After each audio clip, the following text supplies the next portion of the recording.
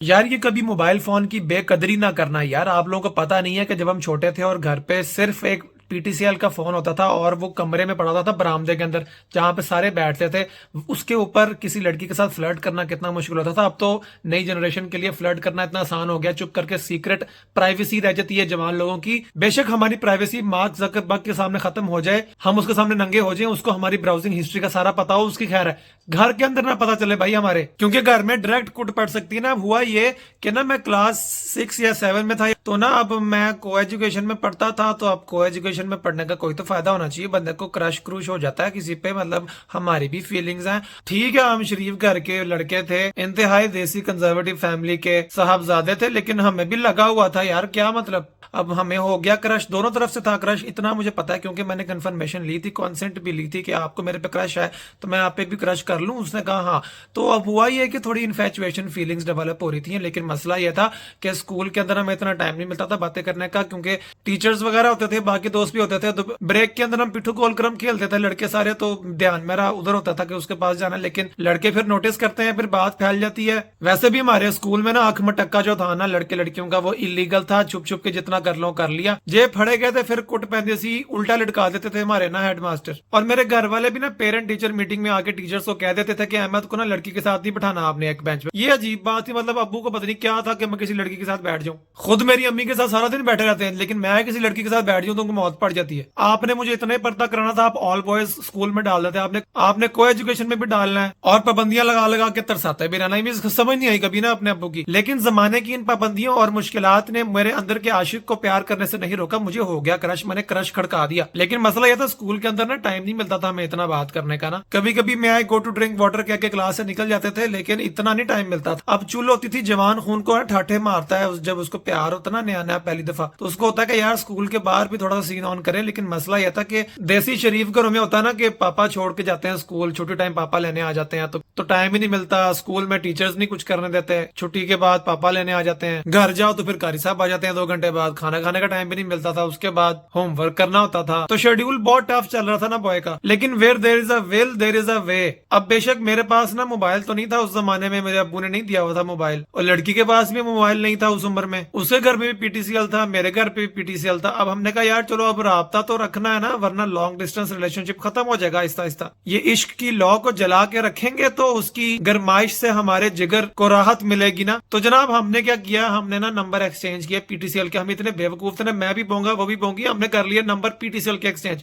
ना पता के टाइम मिलेगा कि नहीं, प्राइवेसी मिलेगी नहीं। मेरा तो अपना कमरा भी नहीं था, मैं तो बाकी बहनों के साथ जाके सोता था। टोटल 2 कमरे थे हमारे घर में उस जमाने में, एक में अम्मी अब्बू, एक में बहन भाई सारे। और गर्मियों में तो सारे एक कमरे में सोते थे एसी चला के ना। छोटा सा बरामदा था, वहां पीटीसीएल पड़ा हुआ था, और उस पीटीसीएल के इर्द गिर्द सोफे पड़े होते। वहां पे कभी नाना अब्बू आके बैठ जाते, कभी अम्मी आके बैठ, कभी अब्बू आके, कभी बहनें बैठ जाती आके, कभी कोई हम साई साथ वाली खीर लेके आ जाती, वहां बैठ के पूरे मोहल्ले के बुराइयां शुरू कर देती। या कोई दर्जी आ जाता था वो नाप लेने सूटों का अम्मी की तरफ। कोई ना कोई आया मरा रहता था हमारे घर ना, प्राइवेसी का नाम और निशान नहीं था। लेकिन अब नया नया प्यार हुआ था। अब हमने सोचा ना, आपस में डिसाइड किया कि ना एक हम घर जाएंगे, फिर पारा पढ़ के जब फारिग होंगे फिर होमवर्क करेंगे, और ना 7 बजे ना हम ना टाइम रखते हैं ना, हम कॉल करेंगे दूसरे को। अब मसला ये कि मेरे में तो हिम्मत नहीं किसी लड़की को कॉल करने की पीटीसीएल से, लेकिन उस तरफ वाकई सच्चा प्यार था शायद, उधर से कॉल आ गई 7 बजे ना एक दिन। अब मैं ना उस दिन पारा भी नहीं पढ़ने गया, मैंने होमवर्क भी नहीं किया। मैं ना फोन के इर्द गिर्द खड़ा रहा ना कि कोई ना फोन ना उठाए, क्योंकि जब फोन आएगा तो मैं ही उठाऊं ना। अल्लाह अल्लाह करके 7 बजे वाकई फोन आ गया, तो पहली बेल पे मैंने उठा लिया ना, अस्सलाम वालेकुम कहा, और वहां से आगे से आवाज हुई, कंफर्मेशन हुई कि हाँ उन्हीं का फोन है। अब मसला यह था साथ ही किचन था, अम्मी वहां पे रोटियां पका रही थी, शलजम गोश्त बना था उस दिन, मुझे आज तक याद है। अम्मी ने ना शलजम गोश्त ना प्लेट में डाला, रोटी रख के ना मेरे सामने बैठ गई, और अम्मी कहती किसका फोन है। अब मुझे समझ ना लगे कि मैं क्या कहूँ। मैंने कहा मामा वो वसीम की कॉल है, मेरा क्लास फेलो है ना, तो वो छुट्टी की थी ना उसने, तो कल टेस्ट है हमारा मैथ्स का, तो उसने कहा था तैयारी करवा देना, नोट्स दे रहा हूँ ना उसको मैं। वो चैप्टर 8 के एंड पे जो एक्सरसाइज थी ना, वो उसके आंसर्स मैंने उसको बताने हैं। कहती है अच्छा अच्छा ठीक है, मैं टीवी देख रही हूँ। खुद वो टीवी देखने बैठ गई और मैं फोन पे ना, मुझे समझने लगी मैं क्या बात करूँ। अब फोन उसने कर दिया ना, उसको पता था उसने क्या बात करनी है, ना मुझे पता था मैं क्या बात करता हूँ। लेकिन उसके हाँ ना बरामदे में कोई नहीं था उसके घर, तो वो चिल होके मुझसे पूछ रही थी आप कैसे हैं ना। अब मैं इधर से क्या कहूँ आगे से, मैं अब कहूँ कि मैथ्स के क्वेश्चंस आपने पढ़ लिए हैं वसीम, तो मेरी अम्मी कहती है तुम उसको आप कहते हो। मैंने कहा हाँ जी आप आप कहता हूँ। तो अम्मी इंप्रेस हो गई कि चलो इज्जत करता अपने दोस्तों की, तुम और तू नहीं कहता। अब वो आगे से ना उसको भी नहीं पता चल रहा कि मैंने क्या सवाल पूछा है, पहली दफा किसी को फोन किया है ऐसे। अब यूके थोड़ी है कि वेदर पे बात करी जाएंगे, पाकिस्तान का वेदर आपको पता ही है, स्वात खे गर्मी नहीं होंगी है। हुन तो पते बारे की गल करिए, पेत निकल आई है आपको, ठीक है आप ये पूछ तो नहीं सकते थे। अब जब उसने पूछा ना आपका क्या हाल है, तो मैंने ज़ाहिर है आगे से ये कहा कि मैथ्स के सवाल पढ़ लिए आपने। तो उसने आगे से कहा हाँ पढ़ लिया, आप मुझसे क्यों पूछ रहे हैं, मैंने तो होमवर्क कर लिया था, हमने यही डिसाइड किया था कि होमवर्क कर लेंगे हम, फिर हम बात करेंगे। अब मैं इधर से कहूँ हाँ हाँ दोबारा से डिस्कस करें। अब मेरी अम्मी सामने बैठ के शलजम गोश्त खा रही है, रोटी मुंह में डाल रही है और टीवी देख रही है और साथ में बैठा हूँ। अब मैं खामोश होने का भी रिस्क नहीं ले सकता था, अम्मी को शक हो जाना था। मैंने मैथ्स की किताब ना बैग साथ ही पढ़ा था, खोल के ना सामने रख ली और मैं ना अब चैप्टर 8 खोल के ना पाइथागोरस थ्योरम हल करने के लिए ना उसको वैल्यूज बता रहा हूँ। वो मुझे आगे से कहे कि आपने होमवर्क पहले करना था, आप होमवर्क अभी कर रहे हैं मेरे साथ फोन पे, इसलिए थोड़ी फोन किया था हमने। मैंने कहा अच्छा चलो कोई बात नहीं, कल टेस्ट है ना, कल टेस्ट है ना मामा, कल टेस्ट है। वसीम को समझ नहीं आ रही, मैं जरा उसको जोर से समझा रहा हूँ। अम्मा कहती हाँ हाँ कर लो बेटा। अब मैं मामा को कहना चाह रहा था कि आप चली जाए यहाँ से, मुझे जरा बात करनी है, समझाना है उसको पाइथागोरस थ्योरम। तो मामा कहती है बेटा मैं टीवी की बात आहिस्ता कर देती हूँ, करके आप बात करते रहो, मैं बैठी हूँ यहाँ पे, मैं किधर जाऊँ। अब मैं डायरेक्टली भी नहीं कह सकता था कि आप यहाँ से निकल जाए, क्योंकि घर उनका था, मैं तो बच्चा था उनका, और मैं फोन पे भी नहीं डायरेक्ट बता सकता था कि ना आई एम सराउंडेड। तो इसीलिए मैं ना कह रहा था कि मामा वो ना वसीम को समझ आ रही था कि ना आगे से वो फोन पे सुन ले कि मामा साथ बैठी हैं, तो उसको ना समझ आ गई कि मामा साथ बैठी है, लेकिन उसको गुस्सा आ गया कि यार मतलब मैंने वो टाइम दिया था जब घर पे कोई नहीं होता, तो अहमद तुम्हें नहीं पता था कि उस वक्त का टाइम देना जब घर पे कोई ना हो। अब मैं इतना ऑकवर्ड हुआ यार, पसीने मेरे छूट रहे, एंग्जाइटी से मैं कांप रहा, जैसे सास बहू की लड़ाई में हस्बैंड है भी नहीं पिस जाता, ऐसे परेशान रहता है। मुझे भी ऐसा लगा जैसे ना मेरी माँ और मेरी बीवी की नहीं बन रही और मैं बीच में अभी सैंडविच हो रहा हूँ। अभी बीवी ने कह देना कि मुझे ज्यादा घर चाहिए, फिर मैं क्या करूंगा, मेरी तनख्वाह थोड़ी, मुझे ये वाली फीलिंग आने लगी। अब फोन के उस तरफ से प्यार की बातें एक्सपेक्ट हो रही थी, लेकिन मैं वो रेसिप्रोकेशन नहीं कर पा रहा था उस वक्त प्यार में, क्योंकि मेरी माँ मेरे सर पे बैठी थी और मेरे पास मोबाइल फोन नहीं था। तो जाहिर यक तरफा प्यार में आपको पता फिर बदमजगी पैदा हो जाती है, मिसअंडरस्टैंडिंग्स पैदा हो जाती है। तो 5 मिनट ना मैंने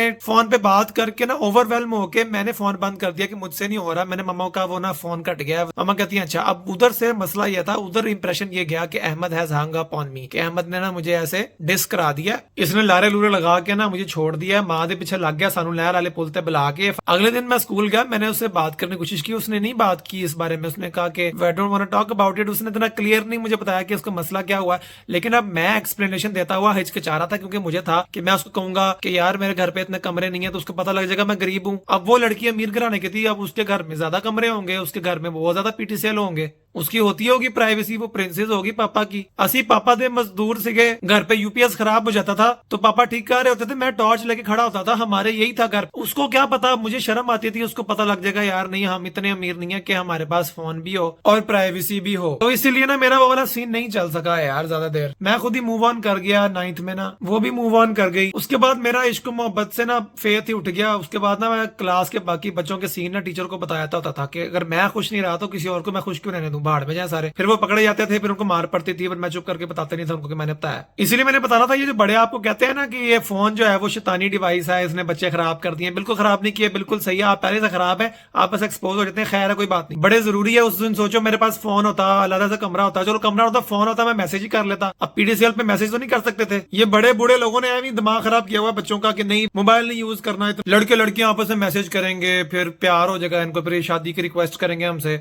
यही उम्र होती है दूसरे जेंडर के साथ एक्सपोजर लेने की, थोड़ी बहुत समझने की, थोड़ी सेंसिटिविटी ट्रेनिंग हो जाती है यार। जिन लोगों को ये बचपन में नहीं ना करने देते, बड़े होके ना उनकी हसरतें रह जाती हैं, फिर वो एडल्टहुड में जाके ना लड़कियों के इनबॉक्स में जाके गंदी पिक्चर भेज रहे होते हैं, फिर उन पे हरासमेंट का पर्चा हो जाता है, फिर जेल हो जाती है, फिर ठीक रहते हैं। इसलिए मैंने बताना था कि मोबाइल फोन ना बड़ी नेमत है, इसकी कदर किया करो, क्योंकि ये आपकी बचपन की हसरतें जो है ना वो पूरी करवा देता है। तो सारे जवान बच्चों से रिक्वेस्ट है कि अपनी हसरतें पूरी करके बुढ़ापे के अंदर आना, वरना इधर ना आना यार।